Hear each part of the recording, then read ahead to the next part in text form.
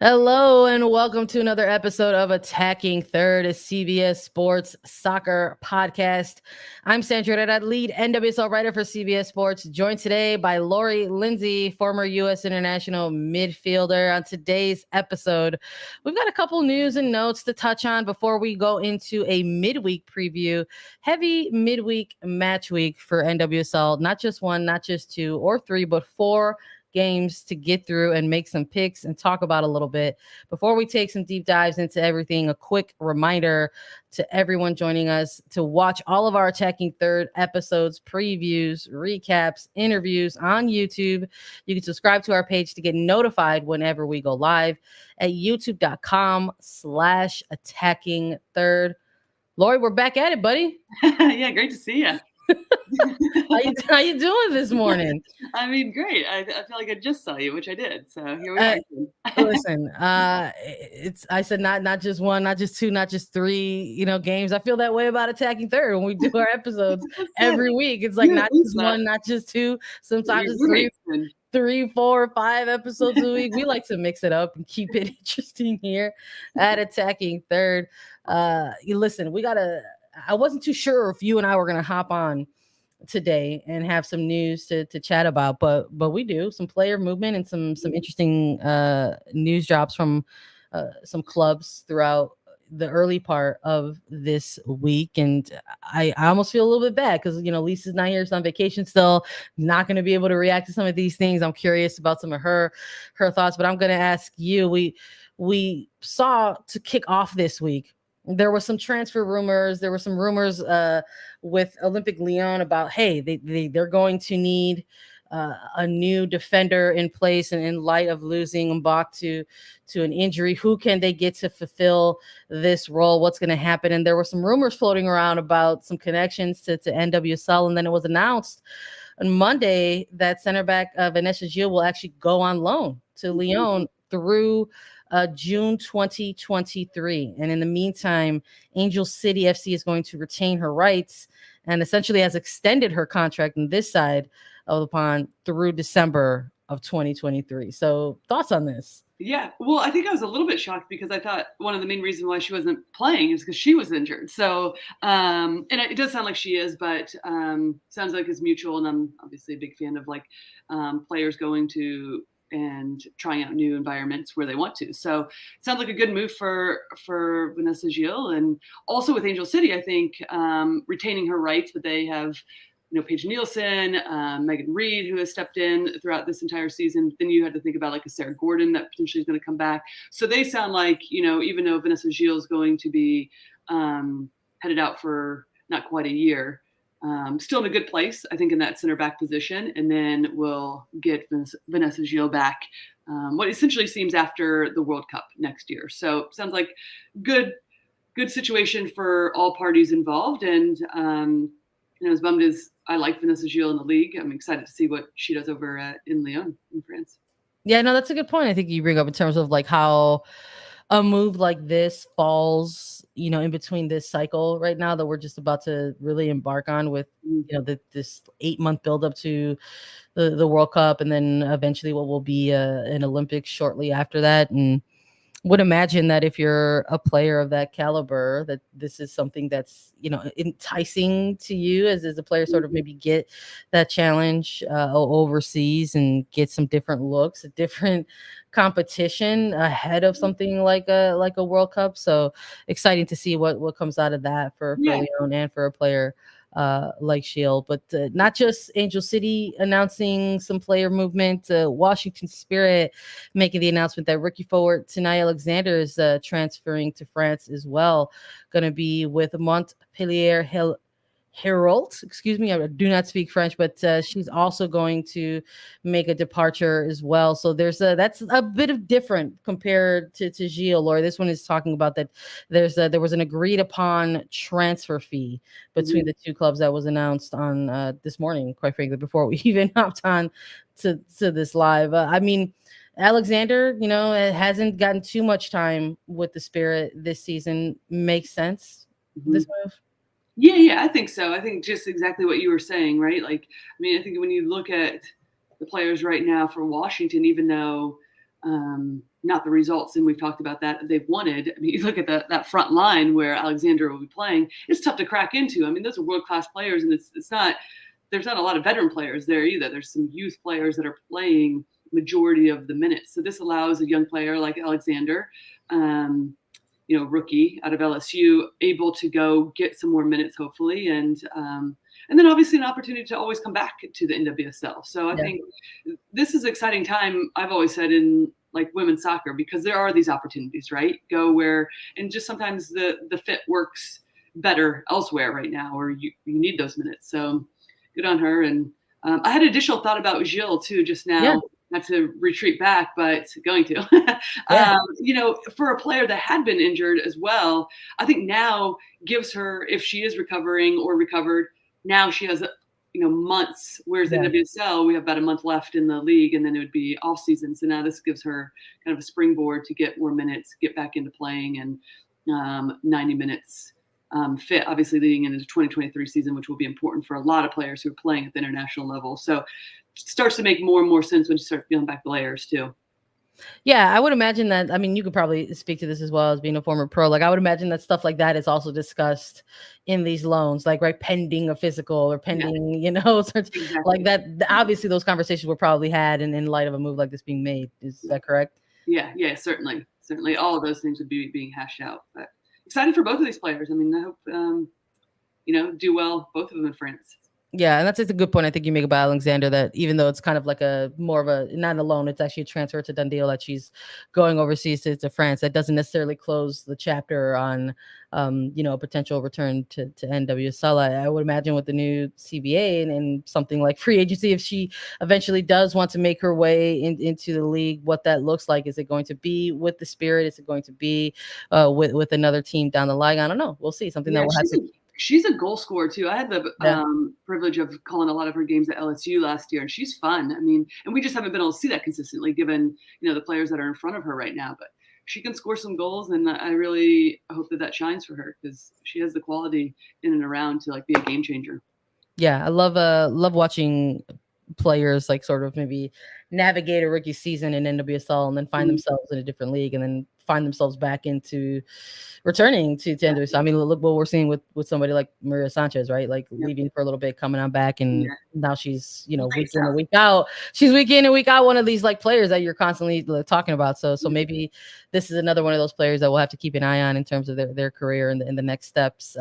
Another bit of news that dropped this morning specifically wasn't necessarily involving player movement, but it is some club to club news that should be discussed. The Chicago Red Stars announcing that they are launching a strategic alliance with VfL Wolfsburg women. Interesting phrasing of this partnership. They announced that the strategic alliance will see the two clubs collaborate and coordinate technical and business resources and create new global business opportunities between the two organizations. Yeah, interesting. Not too sure how to dissect this one.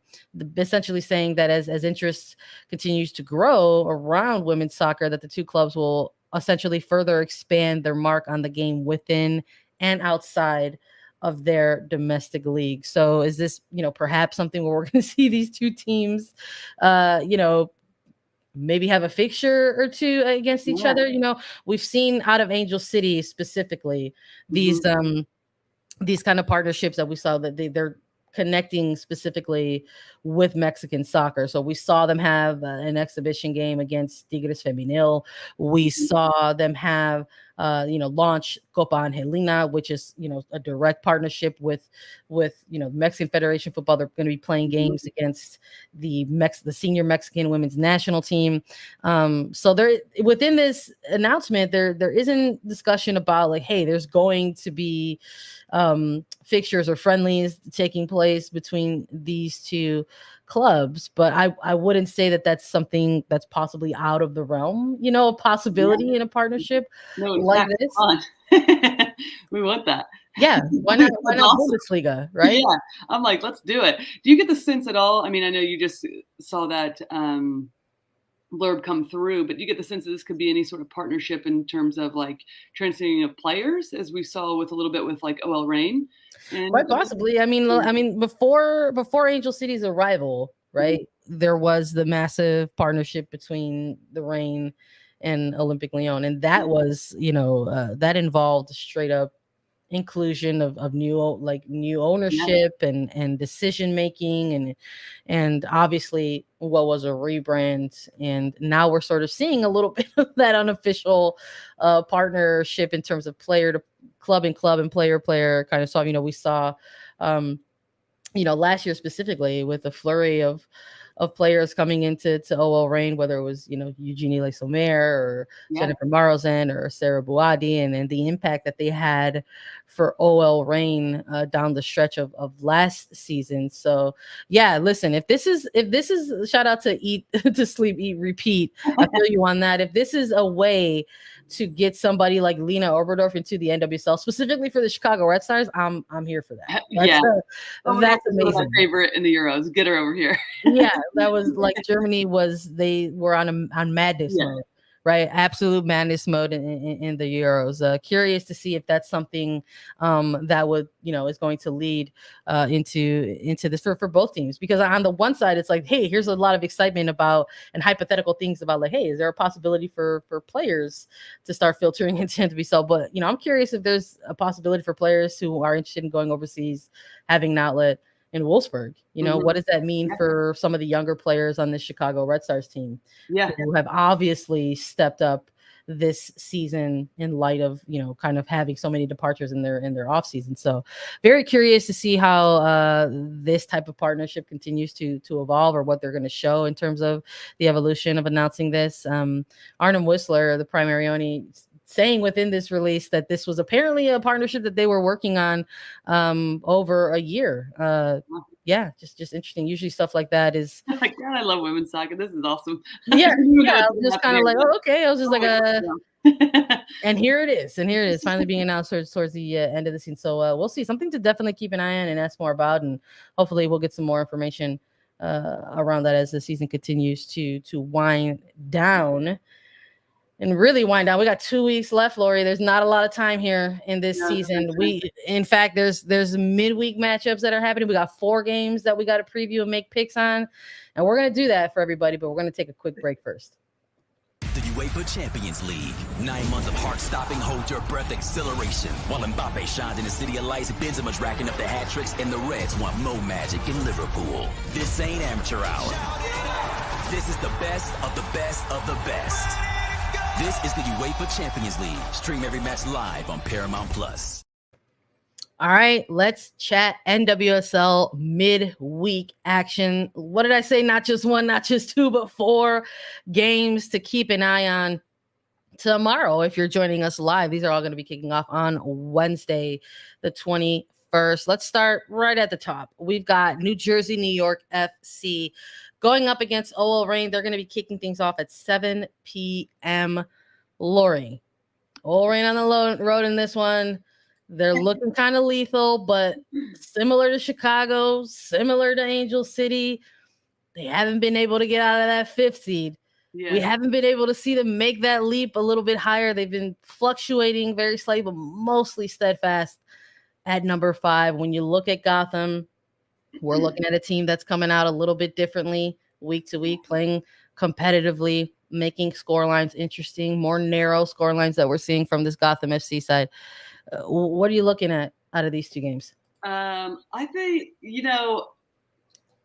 this is always an interesting time to be playing Gotham, because they've lost unfortunately a record, right? I think it's 13 losing streak. But at the same time, I feel there's something about this OL Reign team. I feel like there's an energy behind them. I think we've heard them a few of them say it in like press conferences as well, that they're like, we're here to like win a championship, right? So I think that there's this extra motivation. Not that it hasn't been there in the years previous, right? But I think they'll be pissed still about last year losing to Washington at home in the semifinals. You're seeing Rose Lavelle, Megan, some of these veteran players step up in a period of time where you're just like, listen, it's go time. We're not messing around. However, I think that this is a midweek game. Wednesday games, I feel like, are always tough when you're on the road as well. Going against a Gotham team that has, quite frankly, quite a few weapons up top. So I was thinking about this game, thinking it's about the midfield battle. If Jess Fishlock's back, you have a fresh Jess Fishlock who didn't play last game. Does Quinn get the start again? What does that look like? But they are going, in my opinion, have to control the midfield. They're going to have to keep possession of OL Reign and just limit, I think, any transitional moments, because when you think about Purse, Anamanu, Monahan up top for Gotham, that's when even Christy Mewis coming out of the midfield, that's when they're most dangerous. So keep possession, win the midfield battle, and allow for your outside backs to cause some problems going forward where they've been the most dangerous. So are you going OL Reign in this one? Yeah, I'm going with OL Reign. I'm doing it. I feel I'm listening for also, I do feel like, as a player too, and I'll say this in the next couple of games too, you're not going into these games being like, okay, if we get 3 points, that moves us up to 35 or 34 points. Like, no one's actually having that specific conversation. You're like, we need to get the job done. We need to, even if it's not pretty, you get the 3 points on the road, you get some sort of result, right? Those are the conversations that will be happening. And OL Reign for sure will know that. And I think they also know if they can get the 3 points, that puts them in a way more secure place in this tight playoff race. So I'm going with OL Reign. Yeah, I'm with you. I'm going with OL Reign in this one too. Although, listen, I'm here for you and I to make the mutual pick, but to also be absolutely incorrect. How much of a upset would that be? Huge. Gotham FC get that elusive win against the team like OL Reign. And I've been saying it these last several games too. Like, I would put past Gotham. I mean, this team is much better than their record shows, right? They really are. And just haven't gotten the luck to fall their way in a lot of ways. And so I wouldn't put it past it. I'm still going with OL Reign, given the stakes right now for them. But, like, given our picks and how woeful those were last weekend, I wouldn't be surprised too if Gotham comes out with a win. So I think it sums up the year on, if they do get the win, on how bonkers and wild it's been. So I am curious. I mean, when you're a team, like, you made a good point right now. Like, if you're one of these teams, you're not going in there and having that certain type of mentality around it or attitude around it. But I am curious if, like, with what's potentially a quick turnaround, a heavier match load for a team like the Reign, like, if maybe they do have a shift of mentality in there. Like, is this a game that you look at in your week ahead and say, this is the game where we're walking out of and we're getting all 3 points? Yeah, because these are the game changers, the ones that aren't easy against teams that, it's not the 1 versus 2, right, matchups. Is not in front of your home crowd, but these are like the things that change your season or put you in the best position possible to win championship. And you also get a really good understanding of what you're made of, because it might not be pretty, right? And you have to play a little bit differently. Like I said, win that midfield battle, score the goals early if you can, put this game out of reach. But yeah, these are the ones that, like, you rely on. So I think still giving it OL Reign. Yeah, I feel that 100%. Let us pick that. Look, Rose Lavelle and Megan Rapinoe have been putting together some pretty spectacular individual performances in some of these recent games. I would imagine that they might be given some space and some pockets to utilize and continue to have some highlight worthy moments, but we'll see. I'd love to come on here and talk about an upset as well. We've got Orlando Pride and North Carolina Courage going head to head as well, also at 7 p.m. Eastern. Look, we got a battle of two teams on the outside looking in here, Lori, and quite frankly, brink of elimination if you're on the Orlando Pride side, and perhaps maybe a little bit of different energy if you're looking at things on the Courage side.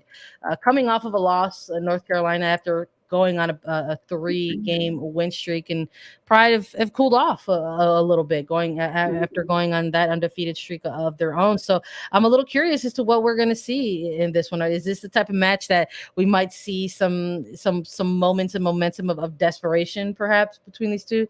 Who are you picking in this one, Lori? Yeah, I'm going with North Carolina. I'm going with North Carolina in the fact that, like, similar to an OL Reign, except obviously North Carolina is sitting outside that playoff race currently. But it's North Carolina as a team, that has, to me, again, how good they are is not reflected in where they're sitting right now in the playoff race or outside the playoff race. And I think, this North Carolina team is, even though they've lost some critical games and haven't been, I think, as steady defensively as we've seen them in years past, it's still a core group that knows what it takes to win. They won the Challenge Cup earlier this year. Yeah.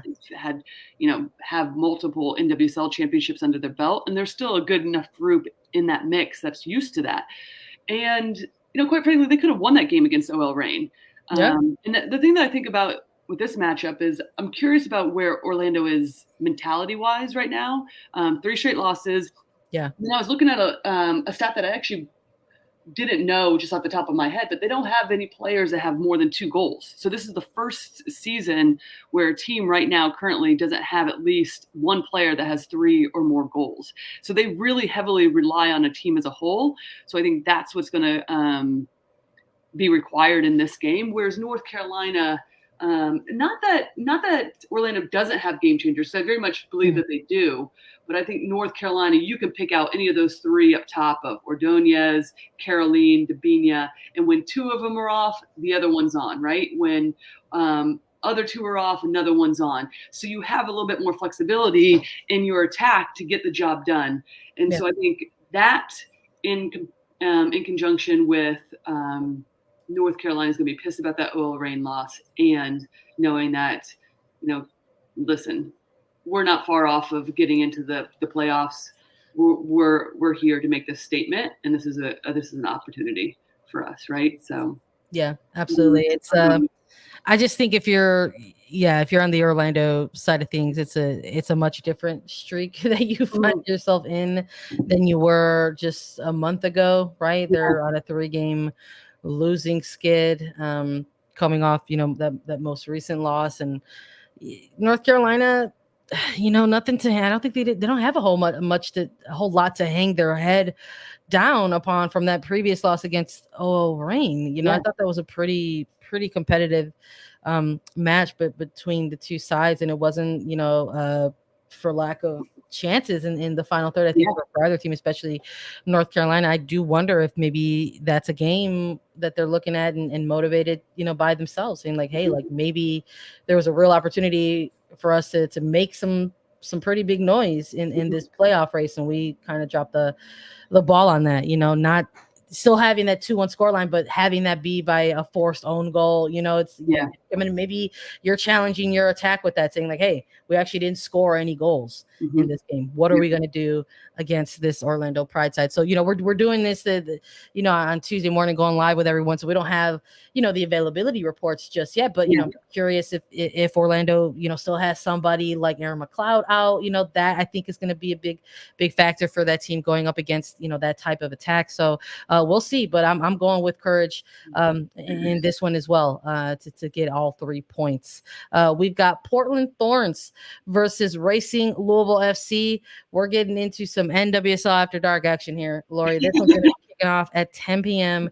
Eastern. You got a winner in this one? Yeah, I'm not sure any of us like the After Dark, but then also we secretly love it too. So we're like, hell yeah, bring it on. There's 2 games.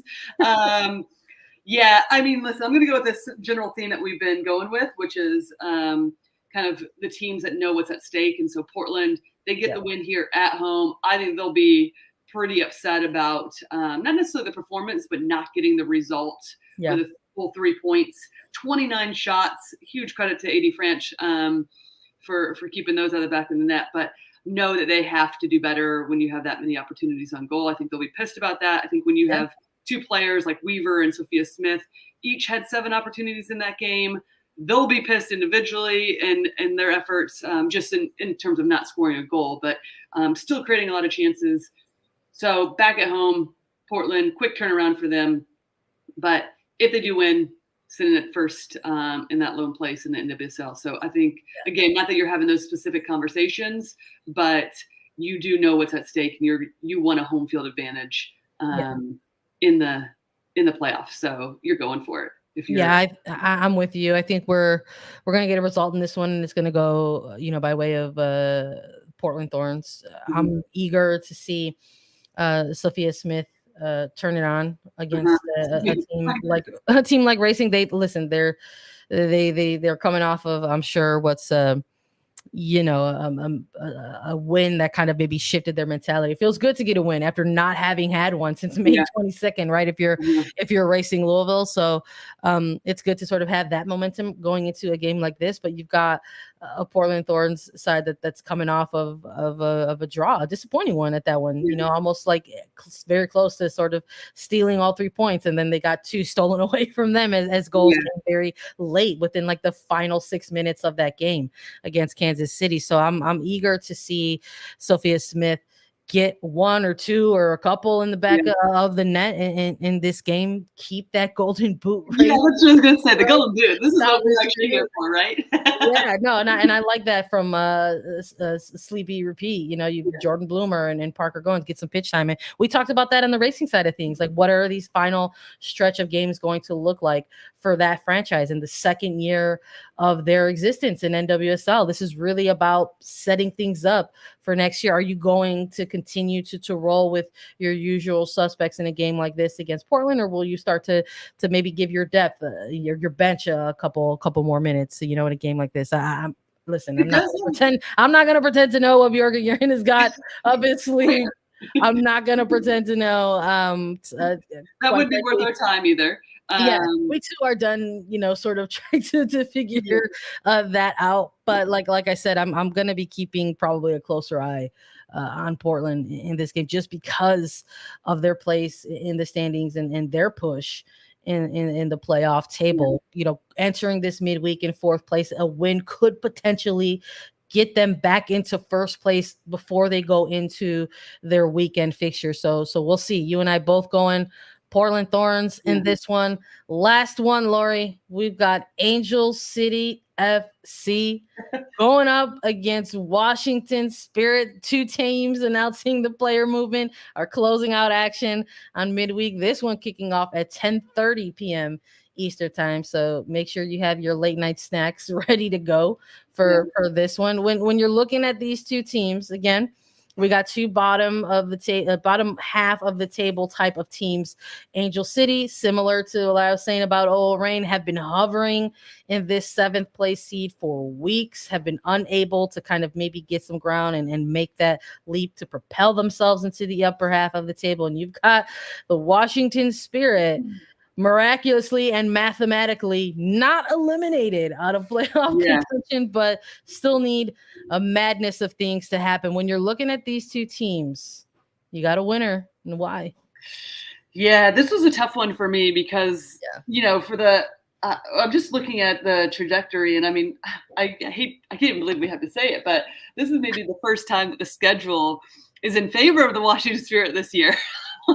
There was so much talk early on about, goodness gracious, they were like in such trouble because it was like random Mondays. We're like, are the Spirits playing? So, and now it's Angel City that's coming off of that 5-game road trip, scoreless in the last 2.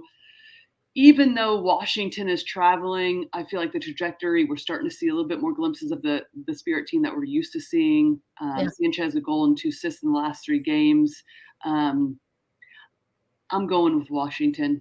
And it's a tough call. I could see this one being a draw. And I can also see, it's an interesting one in terms of why this was tough, because Angel City, when you think they're out, they're not. Oh, my goodness. It comes back. And it's like massive credit to them, massive credit to their fan base. They're back at home now. Expect nothing less for them except for that fan base to show up like you've never seen before. And but I do feel like something about this Washington Spirit team really knowing what's at stake as well. And so does Angel City, but I think the trajectory of where Washington has been, and so freshness of a new coach coming in too for them.